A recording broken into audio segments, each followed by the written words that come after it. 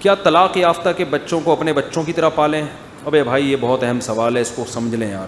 میں لوگوں کو ترغیب دیتا ہوں طلاق یافتہ بیوہ عورت سے شادی کریں، اس کے بچوں کو بھی پالیں.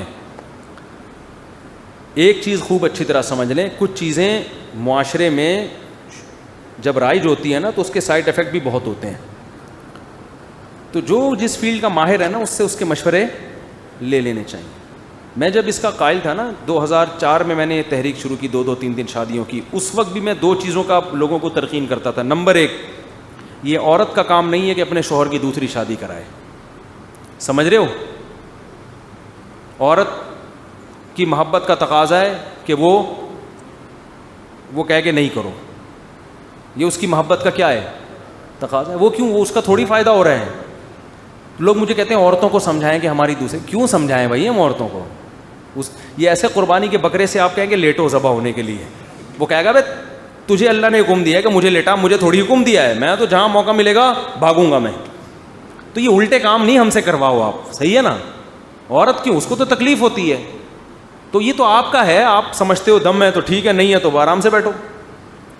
دوسری، بعض لوگ مجھے کہتے ہیں سسر سے کہیں کہ وہ اپنے داماد کو کہے کہ دوسری شادی کرو، پھر معاشرے میں یہ چیز پھیلے گی. سسر کبھی اپنی بیٹی پہ سوگن برداشت، یہ اس کی غیرت کے خلاف ہے. دیکھو رسول اللہ صلی اللہ علیہ وسلم نے فرمایا کہ 2 بہنوں سے نکاح مت کرو کیونکہ لِأَنَّكُمْ تَقْطَعُونَ بِهِ أَرْحَامَكُمْ، اس سے رشتہ داری ٹوٹے گی. کیوں؟ ایک بہن پر جب دوسری بہن سوکن بن کے آئے گی تو بہنوں کا رشتہ کیا ہو جائے گا؟ ختم، وہ سوکنیں بن جائیں گی. تو اس سے اسلام کا مزاج سمجھنا چاہیے کہ اسلام رشتہ داری توڑنے کا قائل نہیں ہے.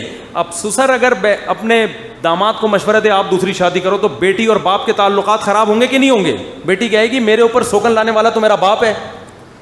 تو یہ اسلام اس کو پروموٹ، باپ کو چاہیے وہ آنسو بہائے، ٹھیک ہے نا؟ باپ کو چاہیے داماد اگر شادی کر رہا ہے بولا بھائی تیرا مسئلہ ہے، اس کے حقوق ضائع نہیں ہونے چاہیے، گھر الگ لے کے دے گا، اس پہ کوئی فرق نہیں آنا چاہیے. وہ تو اپنے حقوق کا مطالبہ کرے تب تو وہ انسان کا بچہ بنے گا. اگر آپ نے اسے کہہ دی بیٹا اسلام نے تو 4 کی اجازت ہے، 1 نہیں 3 میں تمہاری کراؤں گا، جب اس کو پیڑے میں لڈو ملیں گے پلیٹ میں وہ حقوق بھی ادا نہیں کرے گا. سمجھتے ہو؟ کیونکہ جن عورتیں نے خود جا کے اپنے میاؤں کی 2 3 کرائی ہیں نا، بعد میں اکثر وہ پچھتائی ہیں کہ یہ تو اسی کی بغلوں میں بیٹھ گیا جا کے. تو جب انسان ٹینشن سے کوئی چیز ملتی ہے تو قدر بھی کرتا ہے. تو میں یہ نہیں کہہ رہا کہ عورتیں عذاب بن جائیں اپنے شوہر کے لیے، حلال کو حرام سمجھنا شروع کر دے، ایسا نہیں ہے. بعض تو کفری کلمات زبان سے نکالنا شروع کر دیتی ہیں، اسلام کو برا بھلا کہنا ہے یہ نہیں. لیکن ہم یہ بھی نہیں کہتے کہ وہ اپنے میاؤں کی خود جا کے کرائیں، یہ بھی غلط ہے. نہ سسر کرائے گا نہ آپ کا سالہ کرائے گا آپ کی. اس خوش فہمی میں نہیں رہے کہ سالہ آپ کو کہے کہ میری بہن پہ 1 سوکن لے آؤ، وہ کہے گا بھائی یہ تمہارا ہیڈیک ہے، ہمیں اس کے حقوق چاہیے، اس کے ساتھ ناانصافی بولو نہیں ہونی چاہیے. آپ کو اگر ہے تو آپ کرو. یعنی بالکل اس کی آسان مثال ہے کہ بکرے کو کبھی نہیں کہا جاتا. دیکھو میرے قربانی کے فضائل پر جتنے بیانات ہیں آپ کے لیے، بکروں سے میں نے کبھی خطاب نہیں کیا. دیکھو اتنا ثواب ہے، ایک بال کے بدلے میں نیکی ملے گی تو لیٹ جاؤ، کہہ رہے ہو اس کو ملے گی ہمیں تھوڑی ملے گی ہماری تو بوٹیاں بن کے کھا جائیں گے پبلک. تو عورت کہتی ہے ہماری تو واٹ لگ گئی نا، ہمارے اوپر تو سوگن آ گئی، ہمارا میاں تو آدھا وہاں ہو گیا آدھا وہاں ہو گیا، تو ہم کیوں کرائیں اس کی شادی. اب آپ کہیں گے جب بیچاری کی واٹ لگ رہی ہے تو مفتی صاحب اس پہ ترس کیوں نہیں کھا رہے؟ بھائی اس پہ ترس کھائیں گے تو لاکھوں پہ بیڑا غرق ہو رہا ہے. تو اسلام نے ایک اجتماعی مفاد کے لیے حکم دیا ہے، سمجھتے ہو؟